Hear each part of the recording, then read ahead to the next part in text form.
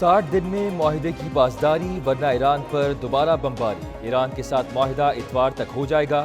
1-2 دن میں الیکٹرانک دستخط ہو سکتے ہیں۔ امریکی صدر ڈونلڈ ٹرمپ کی G7 اجلاس کے بعد پریس کانفرنس۔ کہا ایران سے معاہدہ نہ ہوتا تو آبنہ ہرمز نہ کھلتی اور بم گرتے رہتے۔ وہ معاشی تباہی نہیں دیکھنا چاہتے تھے۔ جیسے ہی امن کی بات کرتے ہیں اسٹاک مارکیٹ راکٹ کی طرح اوپر جاتی ہے۔ اب ڈیل ہو گئی ہے، تیل کی قیمتیں گر رہی ہیں۔ تاریخی معاہدے میں پاکستان کا بڑا ہاتھ ہے، اس کا شکریہ ادا کرتے ہیں۔ پاکستانی وزیر اعظم نے کہا کہ بڑا کام ہونے جا رہا ہے، کسی کو یقین نہیں آئے گا۔ ایک ملک نے کہا کہ بمباری کرتے رہیں، ایسا کہنے والے بے وقوف ہیں۔ ایران میں نظام کی تبدیلی ہدف کبھی نہیں تھا۔ ایران کے نئے رہنما سمجھدار اور بہت کم بنیاد پرست ہیں۔ 99% یقین ہے ایران ایٹمی ہتھیار حاصل نہیں کرے گا۔ ایران کے ساتھ معاہدے پر نیتن یاہو مایوس ہوا، اس کے ساتھ لیبنان پر اختلاف ہے۔ اسرائیل کو چاہیے حزب اللہ کے ساتھ بہتر برتاؤ کرے۔ ایران کے ساتھ مفاہمتی یادداشت کی کاپی اسرائیل کو بھیجی ہے۔ امید ہے ابراہم اکارڈ میں مزید ممالک شامل ہوں گے۔ پاکستان کی کوششوں سے دنیا کو امن نصیب ہوا۔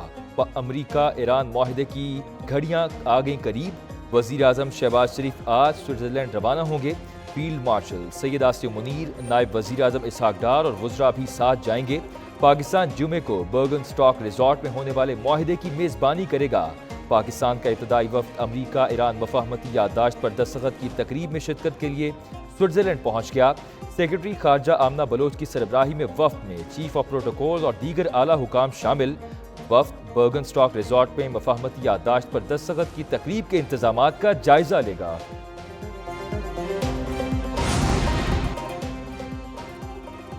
معاہدے پر امریکی صدر ڈونلڈ ٹرمپ اور ایرانی ہم منصب مسعود پزشکیان دستخط کر سکتے ہیں۔ ایرانی وزارت خارجہ کے مطابق ترجمان اسماعیل بقائی کہتے ہیں کہ آبنہ ہرمز میں سمندری آمدرفت کو مقررہ مدت میں معمول پر لانے کا معاہدہ طے پا گیا۔ ایران اور عمان مل کر آبنہ ہرمز کے لیے مستقل میکانزم وضع کریں گے۔ ضرورت پڑنے پر آبنہ ہرمز کے معاملے پر دیگر ممالک کے ساتھ بھی تبادلہ خیال کیا جائے گا۔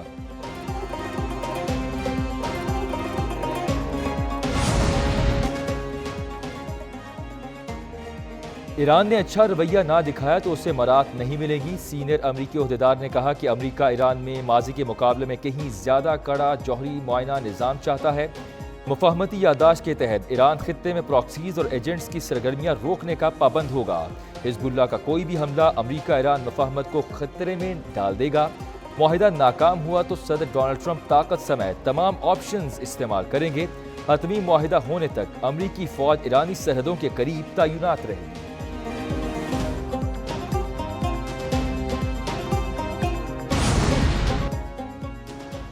امریکی نائب صدر جے ڈی وینس کہتے ہیں کہ ایران سے متعلق مفاہمتی یادداشت کا متن جاری رکھنے سے ثالثوں نے روکا۔ پاکستان اور قطر نے MOU کے عمل میں ترتیب اور مرحلہ وار حکمت عملی اپنانے پر زور دیا۔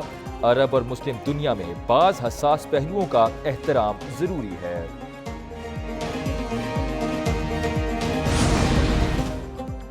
اسرائیل جنوبی لبنان میں حملوں سے باز نہ آیا تو فیصلہ کن جواب دیں گے، ایرانی افواج نے خبردار کر دیا۔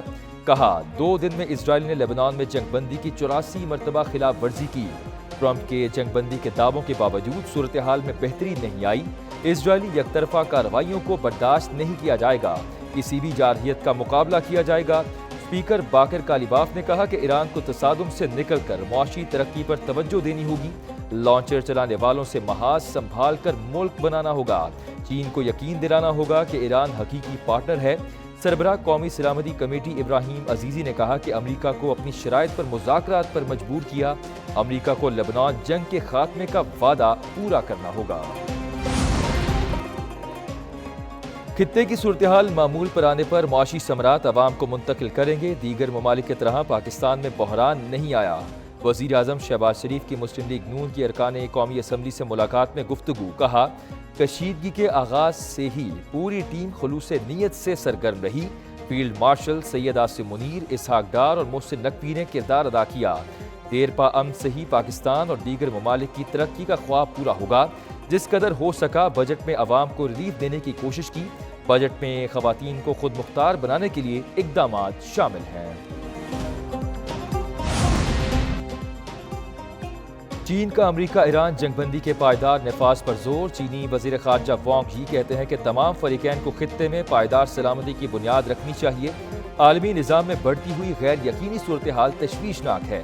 دنیا اس وقت بحرانوں اور بڑھتی ہوئی کشیدگی کے دور سے گزر رہی ہے۔ عالمی تہذیب کا جہاز خطرناک پانیوں میں داخل ہو چکا۔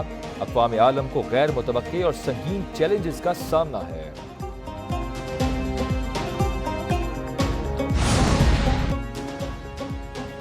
نائب وزیر اعظم اسحاق ڈار اور ترک وزیر خارجہ حاکان فیدان کے درمیان ٹیلی فونک رابطہ۔ دونوں رہنماؤں نے امریکہ اور ایران کے درمیان حالیہ مفاہمت کا خیر مقدم کیا۔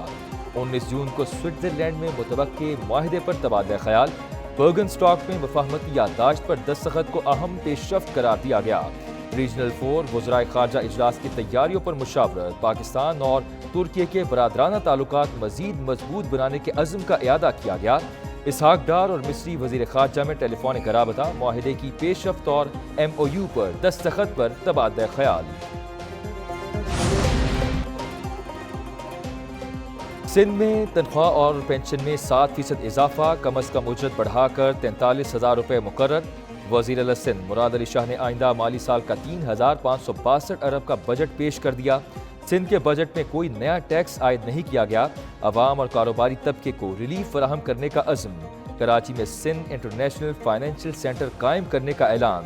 کیٹی بندر کو عالمی بحری، لاجسٹکس، انڈسٹریل اور توانائی مرکز بنانے کا عزم۔ پبلک ہیلتھ انجینئرنگ کے لیے 40 ارب 90 کروڑ روپے مختص۔ تعلیم کے لیے 25 ارب 90 کروڑ روپے رکھنے کی سفارش۔ سالانہ ترقیاتی پروگرام کا حجم 400 ارب روپے مقرر۔ 2,75,000 مفت سولر ہوم سسٹمز تقسیم کیے جائیں گے۔ زرعی سپر ٹیکس کی استثناء کی حد بڑھا کر 500 ملین روپے مقرر۔ اسمبلی میں پیش کرنے سے قبل سندھ کابینہ نے بجٹ کی منظوری دی۔ سندھ کے بجٹ میں کراچی کی ترقی پر خصوصی توجہ۔ وزیر اعلیٰ مراد علی شاہ نے کہا کہ شاہراہ بھٹو سندھ کی تاریخ کا سب سے بڑا شہری انفراسٹرکچر منصوبہ ہے۔ کراچی کی ترقی کے لیے جدید انفراسٹرکچر اور مؤثر ٹرانسپورٹ ناگزیر ہے۔ گریٹر کراچی سیوریج پلان پر 32 ارب سے زائد لاگت سے کام جاری ہے۔ لیاری ٹرانسفارمیشن پیکج کے لیے 5 ارب مختص۔ Karachi traffic corridor improvement programme کے لیے 4 ارب 17 کروڑ کی فنڈنگ۔ کراچی کی اندرونی سڑکوں کی بحالی پر 5.5 ارب خرچ ہوں گے۔ TMC فائر بریگیڈ کی اپ گریڈیشن کے لیے 7 ارب 69 کروڑ روپے مختص۔ کراچی کے لیے 4 ارب 80 کروڑ کی لاگت سے 50 ڈبل۔ سندھ اسمبلی کا بجٹ اجلاس۔ اپوزیشن کا شور شرابہ۔ عوام دشمن بجٹ نامنظور کے نعرے لگائے گئے۔ اپوزیشن کی ہنگامہ آرائی کے باعث وزیر اعلیٰ کو کچھ دیر کے لیے بجٹ تقریر روکنا پڑی۔ اپوزیشن لیڈر علی خورشیدی نے کہا کہ بجٹ کے لیے اپوزیشن کو اعتماد میں نہیں لیا گیا۔ احتجاج کرنا جمہوری حق ہے جس سے روکا نہیں جا سکتا۔ اپوزیشن کو نہ سننے کی پالیسی اپنا رکھی ہے۔